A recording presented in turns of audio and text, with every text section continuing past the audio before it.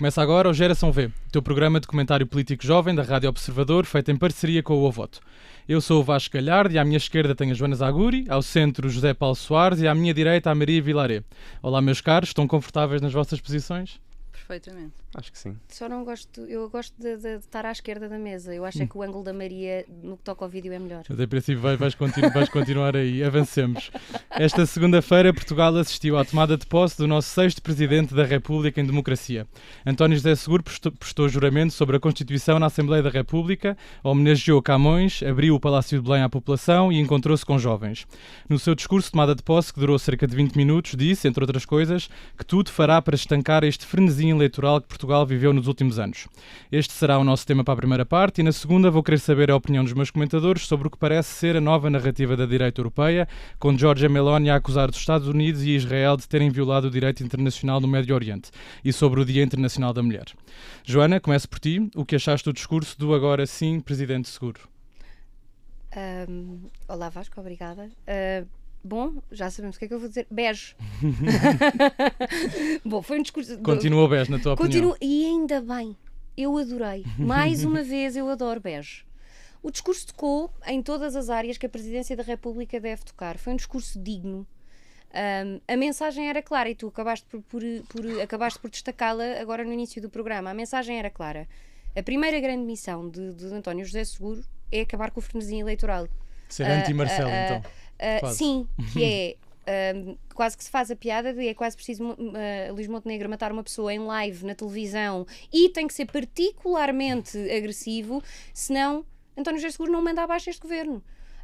A mensagem que ele passa é esta. Nós agora vamos ver, não é? Em outubro, quando estivermos a discutir o Orçamento de Estado, é a primeira prova de fogo nesse sentido. Mas ele também já disse que mesmo que o Orçamento de Estado Exatamente, não passe... ele já disse, mas vamos ver. Eu quero acreditar que António José Seguro vai ser o Presidente que ele diz que vai ser, que é o Presidente das Convergências e que vai obrigar a fazer aquilo que criticava Marcelo por não fazer, sentar os partidos à mesa e dizer, meus queridos, entendam-se. E não saiam daqui até se entenderem. E acho que essa mensagem foi clara. Achas que consegue? Acho que ele é bege, mas ele é firme. Okay. E gosto de saudar uma coisa. O discurso era tão digno que não mereceu polémica. E isso é uma coisa muito interessante, que é, nós voltámos a ter uma polémica como já não tínhamos. O vestido da primeira-dama, a figura institucional que não existe em Portugal, mas vamos lhe chamar a primeira-dama. O vestido da filha de António José Seguro. Foi ridículo, não é? Foi ridículo, mas passou-se a semana a falar do vestido dela. Nós já não tínhamos uma polémica à volta da política tão inócua, tão idiota, para dizer a verdade, não é? Quer dizer, sim. Já ficou mais do que provado para todos os ouvintes. Que não havia nada para dizer, nada a apontar, exato. Então tiveram que ir para o Todos os ouvintes vestido. Que a senhora comprou o vestido com o dinheiro fruto do seu trabalho. Exatamente. E alterou o vestido e já houve uma advogada de propriedade intelectual que vai dizer que ela não cometeu nenhuma infração. Sim. E nós tivemos a semana nisto, o que quer dizer que... bom sinal para António José Seguro. Eu acho que foi um bom sinal para António José Seguro, porque não houve ninguém, agora nesta caça à polémica, que nós estamos o tempo inteiro, que consiga a polémica foi esta. Curiosamente, estavam todos vestidos de azul, estavam todos coordenados, foi uma fotografia muito bonita. A entrada no Palácio de Belém. A entrada no Palácio de Belém de mãos dadas. E, portanto, neste momento não há nada que eu possa dizer de negativo. Também não posso dizer que vai ser altamente positivo, porque também não passou essa mensagem. Muito bem. E eu acho que essa é a mensagem que um Presidente deve passar, que é... A minha preocupação neste momento é esta que eu posso prever que pode acontecer. As outras vou vendo ao longo do caminho. Muito bem. Zé Paulo, irá António José Seguro conseguir estancar este frenesim eleitoral que Marcelo nos proporcionou nos últimos 10 anos? Bem, espero que sim. Acho que foi por isso que votei nele e boa parte dos portugueses votaram nele. Espero que não aconteça muitas vezes, mas vou concordar com a Joana em muitas coisas que ela disse, porque efetivamente parece-me que sim. Desejo um bom mandato ao novo Presidente Seguro, que sejam bons 5 anos. Para já são 5 anos. Convém lembrar que foi o segundo Presidente com menos votos na primeira volta. E portanto sejam bons 5 anos. Uma coisa importante, que desculpa, esqueceste, Vasco, do quê? E que cumpra a sua promessa de vir cá ao programa. É verdade, sim. Desculpa, Zé Paulo, esqueci-me. Isto sim, é um pormenor importante. Eu estou a deixar António José Seguro sentar no Palácio de Belém e depois volta a fazer o convite. E que venha cá conversar connosco. Que venha cá à Geração V. Consiga manter a proximidade, consiga manter a afetividade que Marcelo teve no cargo e que certamente foi boa, mas que melhor num conjunto de aspectos. Que consiga conter o uso da palavra, que eu uso de forma mais parcimoniosa, para que ela não perca significado. Também atenção às gafes, esta semana já foi uma, e se começarem a suceder-se, também vai começar a perder a Qual é autoridade que foi a política. gafe? Foi, disse que o Parlamento não tinha nomeado as pessoas para a Comissão dos Incêndios, pois quando a foi. culpa Já era sei. das universidades e dos politécnicos. Certo. Acho que é bom também que se contenha mais com as fontes. As fontes de Belém foram muito profícuas nos últimos 10 anos. Pode ser Só que agora havia seja uma um fonte, não é? Nós Era só sabíamos quem uma. era. Era só uma, mas falava bastante. Sim. E que queria aquilo que Marcelo nunca criou, que era um espírito reformista, um espírito que foque no crescimento do país, o que seja ambicioso para o país durante estes 5 anos. Duvido que o faça, mas espero que o faça também, e se não o fizer, espero que os portugueses também tirem as conclusões disso daqui a 5 anos. E que se lembre sempre, uma coisa que acho que Marcelo nunca se lembrou, há 5 anos, aí está, quando Marcelo foi reeleito, falava em estabilidade, era o presidente da estabilidade, e deu-nos 5 anos de instabilidade estagnada. Sim. Tivemos completamente estagnados, a crescer por causa do decrescimento que tivemos na pandemia e do aumento da população e da quantidade de pessoas a trabalhar, mas efetivamente estivemos com a produtividade estagnada.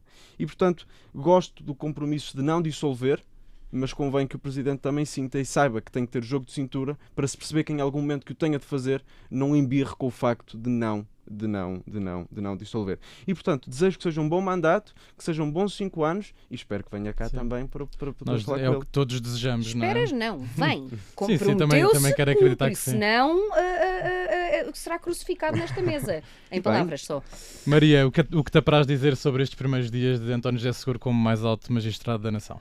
Bem, eu vou ser do contra, como É isso que nós gostamos aqui neste programa. Eu acho que foi um discurso, sinceramente, Pior que bege? eu acho que não teve cor. Não foi a ausência de cor, portanto É diria branquinho. branco, não é? Pronto.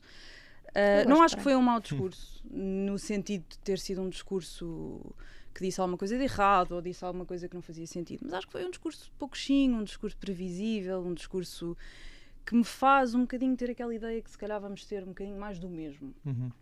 No entanto, ele disse uma coisa que eu achei muito relevante, que falou da regionalização. E eu acho isso essencial em Portugal. Portugal é um país que não pode ser só Lisboa, como dizia o Essa, Portugal não é só Lisboa e o resto é paisagem. Já me estás a tirar a frase, pá. Desculpa, Tinha essa desculpa, também não, a seguir. não sabia. É verdade, nós Não andei a ver o teu caderno. Sempre que se fala de organização, alguém essa frase. Mas, E bem. e eu acho que é uma coisa muito importante, porque Portugal não pode ter só toda a concentração de empregos, a concentração de pessoas em centros urbanos. Mas depois isso também me levou a pensar um bocadinho que na questão da regionalização aplicada um pouco ao caso do novo presidente. Então. Que é, por muito que ele não queira, ou por muito que muita gente não goste, o centro político nacional está em Lisboa. E eu acho um bocadinho esquisito ele ter decidido que vai ficar nas Caldas da Rainha.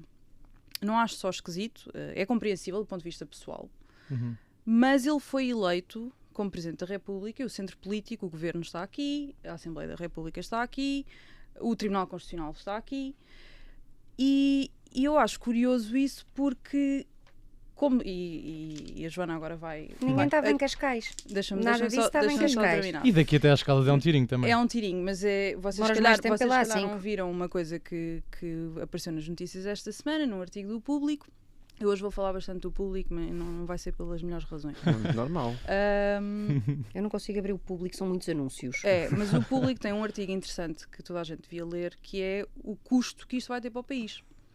Custa crescido, não é? O De ter custo um acrescido que presidente. isto vai ter para o país. Que é Porque quanto? eu já lá vou aos ok, números. desculpa. Eu fiz as minhas contas, eu não sou excelente a matemática, mas tu depois podes corrigir. Mas há uma equipa que é a equipa Tu deixas as contas para as juristas? dos efetivos do Corpo de Sei. Segurança da PSP, que Sim. pelo facto de António José Seguro ter decidido ficar nas Caldas da Rainha, sempre que ele decidir deslocar-se a Lisboa, que acho eu vai ser frequentemente, vai ter entre 11 a 12 efetivos a acompanhá-lo.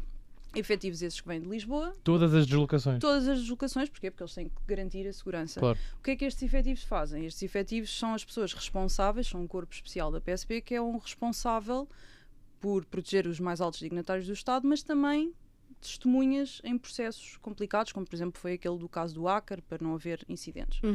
Ou seja, estamos a pegar aqui em 11 pessoas, estamos a alocá-las a este serviço específico. Eu fiz aqui umas contas assim por alto.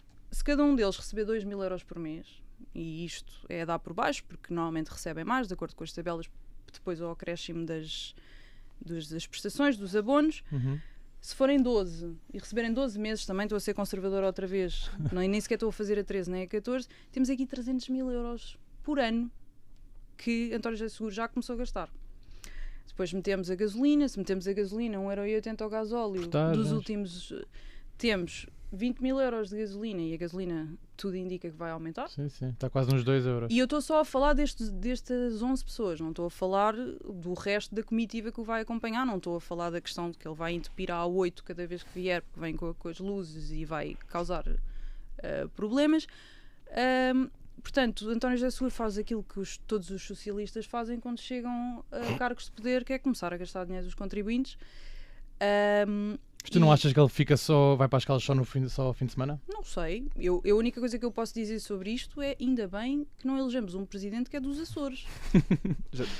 Também já houve. E logo primeiro era açoriano. Pois, mas não ficou lá. Não, Imagina se tivesse ficado. Se António José Seguro já vai gastar Uma viagem de avião todos os dias. pelas minhas contas 350 mil euros anuais. Eu percebo o que dizes, mas também percebo o significado. Porque as Caldas não são assim tão longe. E só São um presidente, 94 quilómetros. Só um presidente em democracia que morou no Palácio de Belém, que foi Ramalhianos. Mas moraram todos em Lisboa. Mas moravam em Lisboa ou em Cascais. Mas eu também gostava de perceber onde é que esse corpo policial de António José Seguro não é diferente do corpo policial que tinha a Marcelo Rebelo de Sousa. Não, mas estes 11 membros são adicionais, ou seja, eles vão ficar alocados especificamente se ele ficasse em Lisboa, eles não tinham... Se eles não ficassem... Mas em Cascais será que já existia? Esse corpo já existia. O corpo varia entre 30 a 50 operacionais, dependendo daquilo que são as necessidades do Presidente. Sim, e neste caso vão ser maiores as necessidades, porque ele está mais longe e vai precisar... Está mais longe e precisa, mas isso depende das necessidades de cada presidente. Eu não tenho nada, nem tenho qualquer tipo de pudor. Sim, os centros de decisões estão em Lisboa, mas eu acho que passa uma mensagem política muito forte. Nós termos um Presidente da República e essa conversa de quanto é que isso vai custar ao Estado... Não interessa. Não, essa conversa interessa, mas essa conversa é altamente... As contas que tu estás a fazer são altamente falaciosas, porque nós temos então que fazer uma comparação. E aí, se quiseres, podemos ter essa conversa para a semana, depois de nos sentarmos e fazermos um Excel, porque nós as duas não temos a capacidade, só se o Zé Paulo conseguir fazer agora de cabeça.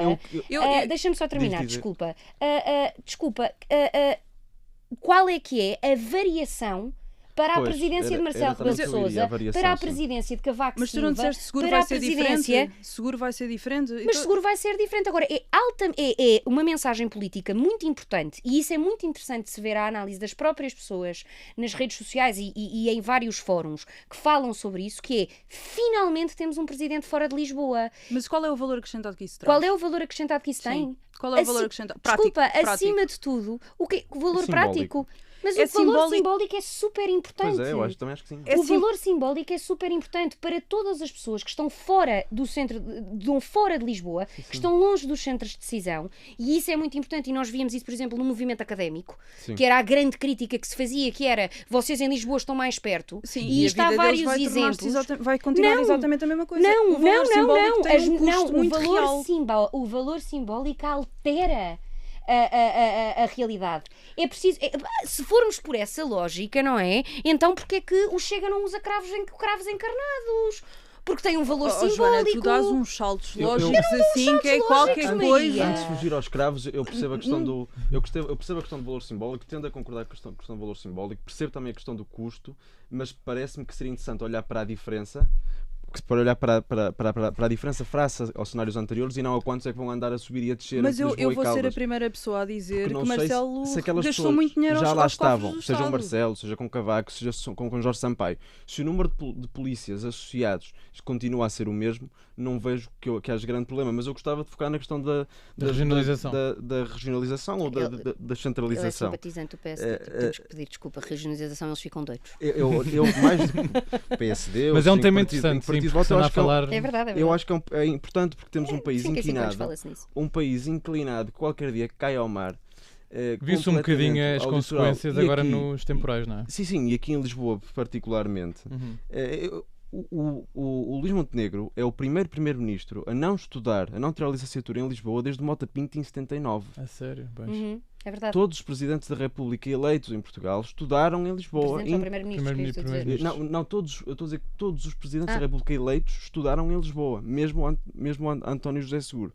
Não há ninguém que tenha estudado. A Universidade do Porto nunca formou um presidente da República, a Universidade do Porto nunca formou um primeiro-ministro, formou apenas um presidente da Assembleia da República, que é Augusto Santos Silva.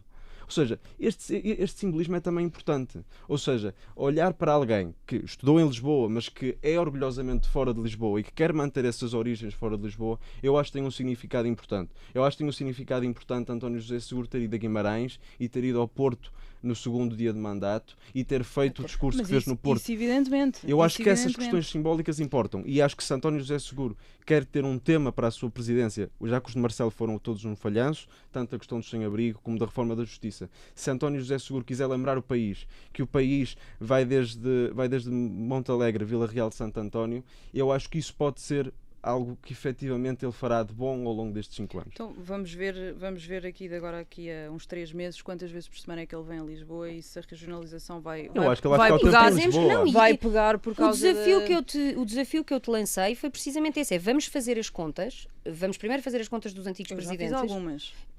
Pronto. Aguardem para a semana. Para Exato. E vamos, para a semana não, daqui a 3. A Maria estava a dizer 3 semanas? 3 meses. 3 meses? Então Só pronto, para ver daqui a o 3 impacto meses real. voltamos ao tema. Agora, é muito importante falar sobre isto. Eu tenho sempre algum pudor no tema regionalização, porque eu acho que o termo estragou-se ao longo dos anos. O alvo das discussões foi sendo... era sempre uma matéria de arma política quando não havia nada para falar. E não se sabe muito bem o que é, Não, né? Porque há vários tipos de É essa a regionalização questão. e nunca E, se chega a portanto, essa falar-se de que um modelo de regionalização é problemático. Diga uma Agora, coisa, para isto acontecer teria que ser com referendo, certo?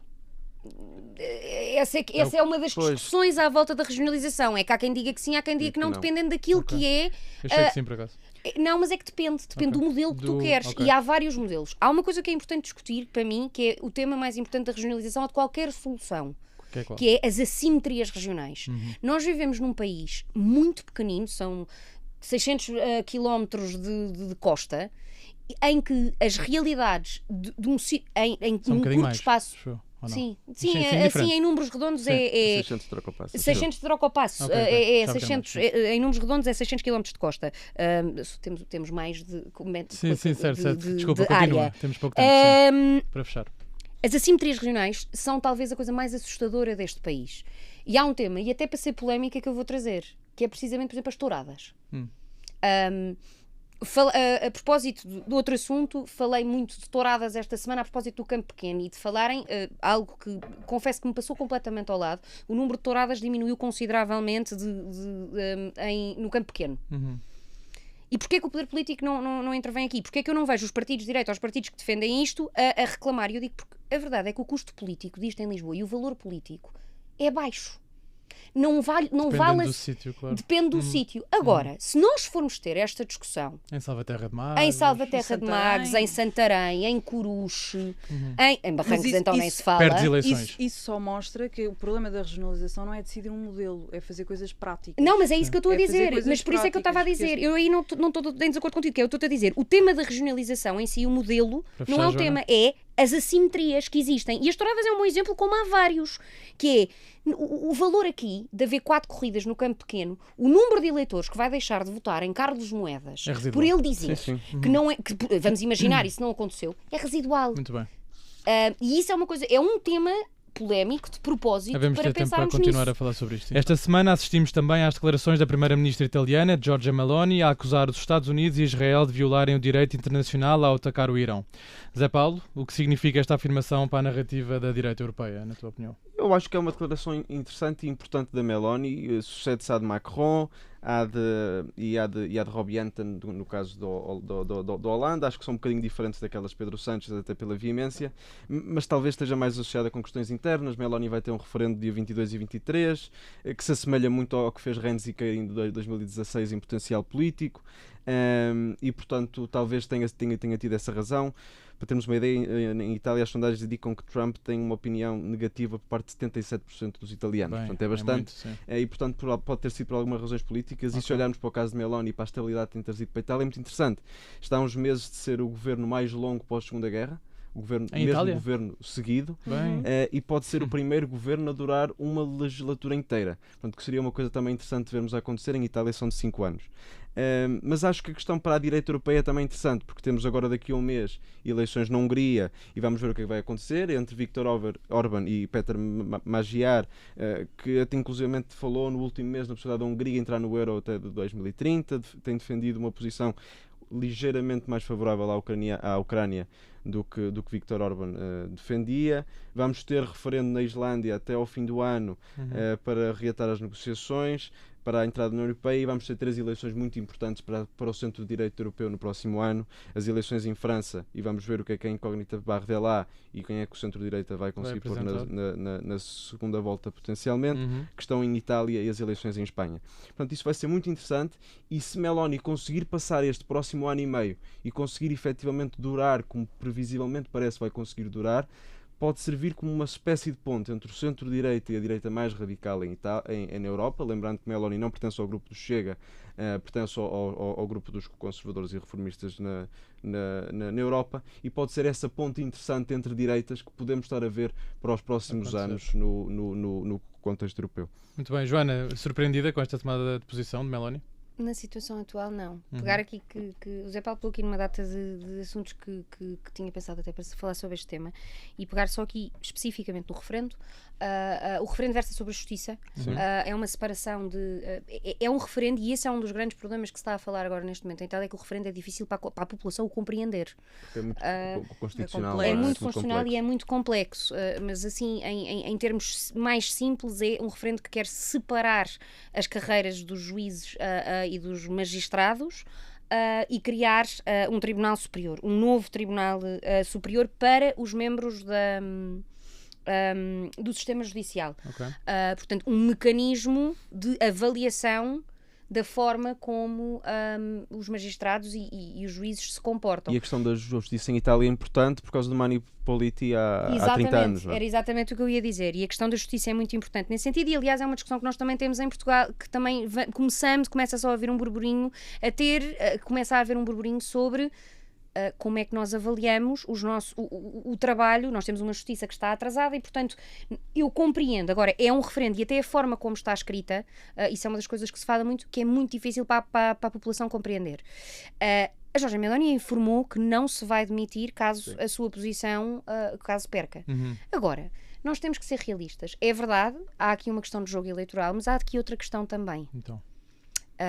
Que é a grande questão dos líderes europeus que se estão a manifestar desta forma tão específica, que foi uma violação do direito internacional, e falam com um tom muito empolado, mas acabam por não fugir e não dizer diretamente assim mal de Donald Trump, e fugir um bocadinho, por uma razão muito simples. Então, o que é igual? Petróleo. Nós temos um problema, que é o aumento do preço do petróleo. Que já se está a sentir cá, e já se está a sentir cá. Em Itália, presumo que seja igual, sim. Neste momento nós temos um problema muito grande. É que nós estamos neste vai não vai guerra, estamos com as economias europeias estão em estagnação, têm um crescimento muito pequeno, e nós arriscamos a ter uma nova crise inflacionária. É que perante o aumento do petróleo aumenta tudo o resto. É que aumenta tudo o resto, e arriscamos-nos a ter uma nova crise inflacionária, com resultados, e aqui o Zé Paulo poderá falar melhor do que eu sobre este assunto, mas as previsões não são positivas, nenhum cenário é positivo, e portanto há um medo da parte dos líderes europeus, porque no final do dia têm que se preocupar com as suas populações. Estão a ser cautelosos. E estão a ser cautelosos nesse sentido. E é assim, dizer que o ataque de Israel e dos Estados Unidos da América é uma violação do direito internacional e da política internacional e da Carta das Nações Unidas é uma verdade. É um facto. E um jurista que tenta discutir isto não sabe do que está a falar. Discordo completamente. Esta afirmação não implica, nem significa que se é a favor daquilo que é o regime iraniano. daquilo que é o regime iraniano, que é uma ditadura onde morrem pessoas,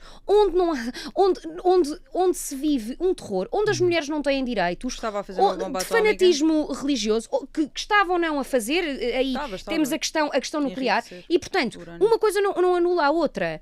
E aqui termino por dizer uma coisa, eu acho sempre muito bonito falar-se do direito internacional, eu gosto muito do direito internacional, e a frase que eu mais gosto sobre o direito internacional é que o direito internacional não existe. O direito internacional é... É só para inglês ver.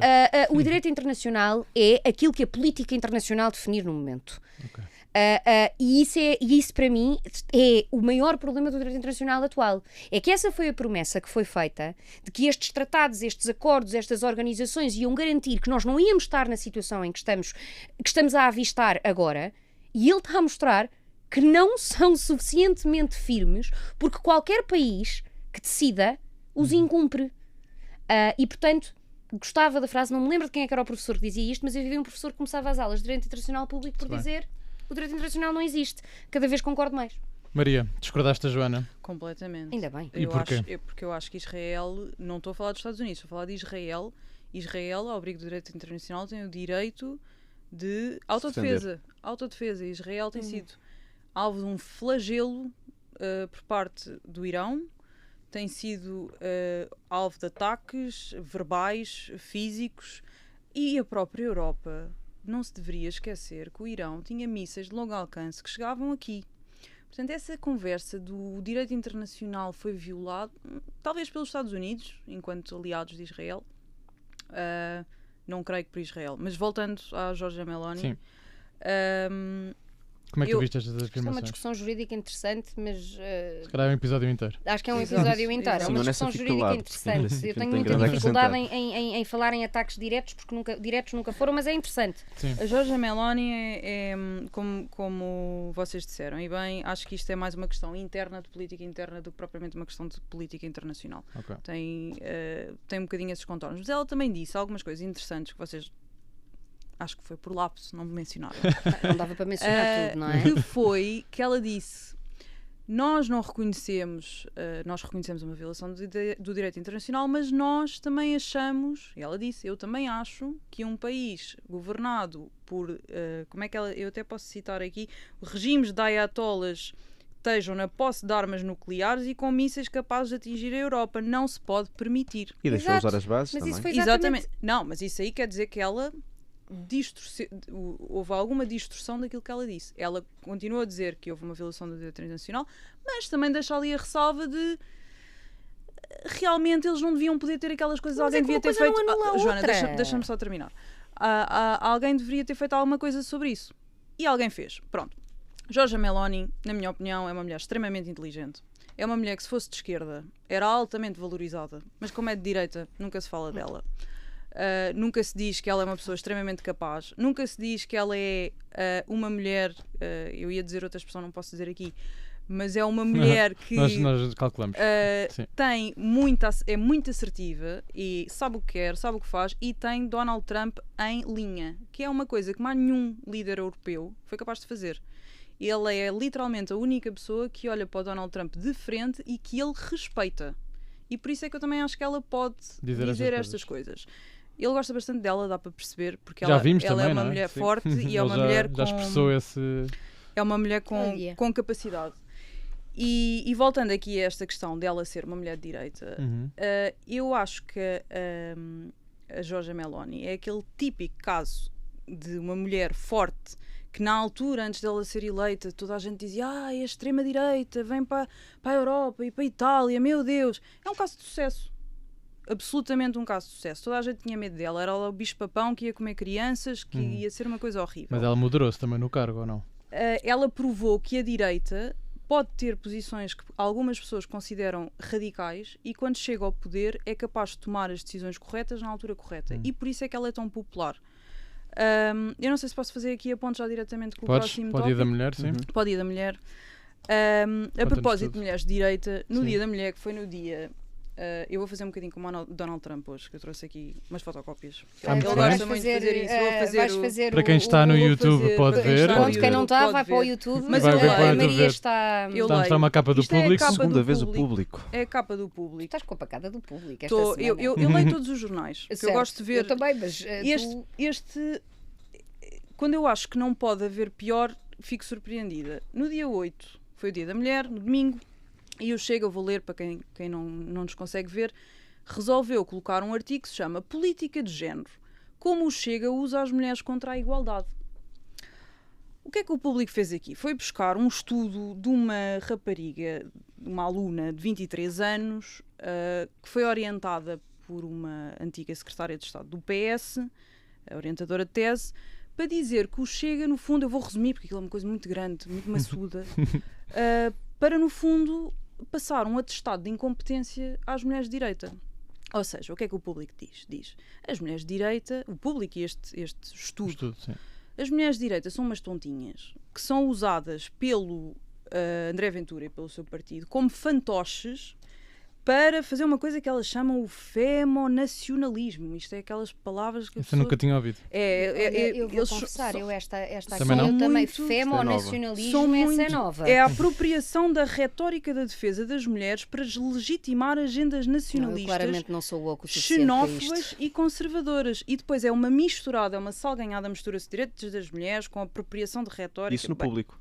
isto no Mas público. qual é, Mas a, o público- a rapariga era da onde? Era da Universidade de Coimbra, fez Ok. este estudo que o público achou por bem publicar no Dia da Mulher. E porquê Ou seja, ter uma fotografia da Rita Matias também? Eu Pois, também- era essa isso é que eu outra te ia questão. perguntar Essa também. é outra questão, porque este enorme estudo, muito bem feito academicamente, pegou em 18 deputadas do Chega e analisou o discurso de duas delas, que foi a Boa Rita amostra. Matias e a Cristina Bom, Rodrigues. acho que a crítica que temos que fazer é à estudante. Não, a crítica que temos de fazer é ao público e como ao- é que no Dia da Mulher se passa um atestado de incompetência a que uma mulher que seja do Chega ou seja de direita é um fantoche do partido. Porque é isto que está lá dito. É um fantoche que é usado. E as pessoas que votam, as mulheres que votam no Chega, são outros fantoches. Porque estas 18 deputadas que lá estão, diz o público, só servem para atrair as outras tontinhas das outras mulheres que lá estão para irem votar no Chega.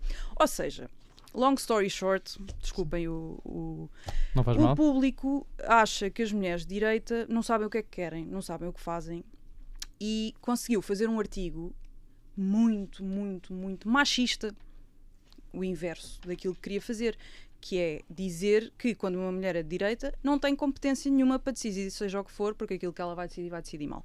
E Vasco, não sei se tem só mais um segundo. Mais um bocadinho, sim. Depois também é engraçado, o outro artigo está exatamente ao lado, que fala portugueses ciganos, 4 vidas que mostram que o futuro vai ser diferente. Ou seja, o público Foi escolhido a dedo, sim. pega aqui, passa um atestado de incompetência ao Chega e usa os ciganos para dizer os ciganos que casam crianças aos 10 anos, e isto está documentado. Eu não me estou a rir de Sim, quem casa eu- crianças aos Não, 10 não. anos. Não, como todos sabemos e muitas vezes enterramos a cabeça na areia, isso existe, casamentos de menores na comunidade cigana Não e só o na público comunidade cigana. não é, existe. eu não disse que era só na comunidade cigana, mas disse que há na comunidade cigana. E portanto o público achou que para o Dia das Mulheres era bom, era usar o Chega para passar um atestado de incompetência às mulheres de direita e usar os ciganos para dizer que as mulheres são valorizadas.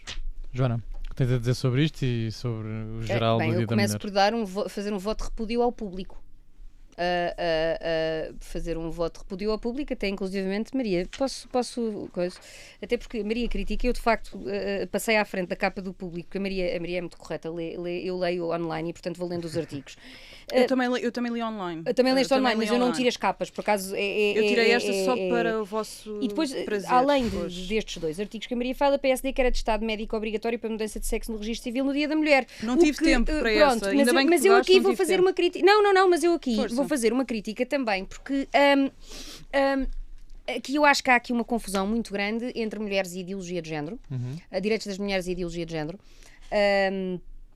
Há uma confusão muito grande entre um grupo feminista, uma linha feminista que é muitíssimo barulhenta, faz imenso barulho, mexem-se imenso, mas não representam a grande maioria das mulheres feministas no mundo, que é esta linha feminista que odeia homens e que odeia outras mulheres que não sigam esta linha. As mulheres de direita, por exemplo.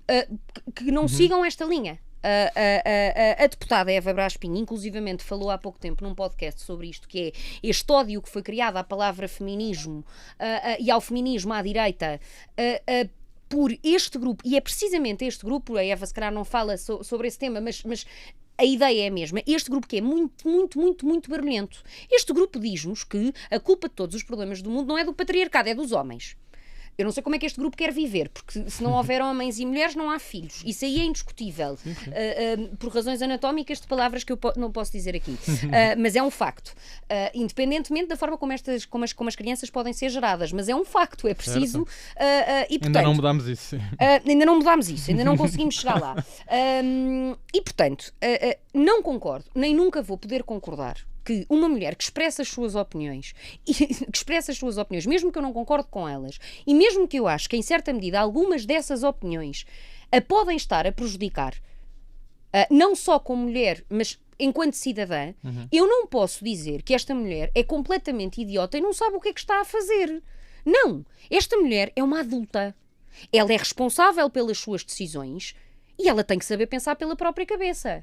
Se eu acho que amanhã a deputada Rita Matias vai comer muitas das palavras que diz, tenho a certeza absoluta. Agora, mas tem direito de as dizer. Tem direito, não só tem direito de as dizer, como eu não lhe posso passar um atestado de estupidez, não posso, não me é permitido, por questões que são relativas a causas em que acredita. Seja elas o aborto, vamos entrar por aí, à conciliação da vida familiar e profissional. O que eu posso dizer é que a deputada Rita Matias está errada quando diz que todas as feministas odeiam homens. Isso posso. Porque o feminismo o que pede é igualdade. Quando vai citar, vão ao fundo do baú buscar cartas da Simone de Beauvoir e vão buscar feministas altamente radicais e terminar aqui no público. A menina da Universidade de Coimbra, a quem eu faço um voto de repúdio, e terminar por dizer o seguinte: há 15 anos atrás tínhamos o blog Conhecidas Capazes, Rita Ferro Rodrigues, Inês Ferreira Leite, Isabel Moreira, que terminou. Já terminou há bastante tempo. Sim. E nós achávamos que o que estava escrito nesse blog... Não. Eu convido a Maria a fazer um exercício, que é ir ler o que está escrito nesse blog. Porque nós achávamos que aquilo era um feminismo ultra radical. Hoje em dia, aos olhos de hoje em dia. Aos olhos de hoje em dia, em comparação com estas questões, o que mudou nos últimos anos, não é? O que mudou nos últimos anos. E aqui dizer, falar sobre questões de mudanças de sexo no Dia da Mulher é uma ofensa àquilo que o Dia da Mulher defende. O Dia da Mulher defende a igualdade salarial, que as mulheres, tudo aquilo que é falado todos os anos, o gap salarial que existe, os 16% que a mulher ganha a menos, o tempo que a mulher... Os casos de violência doméstica, de mutilação genital feminina. Essas também são as questões do Dia da Mulher. Exatamente. Isto não são. Muito bem. Tinha até números até para acabar sim num minuto. Sim, só dizer que temos em Portugal, quando olhamos, por exemplo, para as 50 maiores autarquias, só 6 são lideradas por mulheres. Historicamente temos apenas uma primeira-ministra, nas condições em que foi, uma presidente da Assembleia da República e, ironicamente, só os partidos de direita e o Bloco de Esquerda é que tiveram líderes mulheres. Mas 58% dos diplomados em Portugal são mulheres. E, portanto, há aqui uma desigualdade que acho que é interessante analisarmos, não é?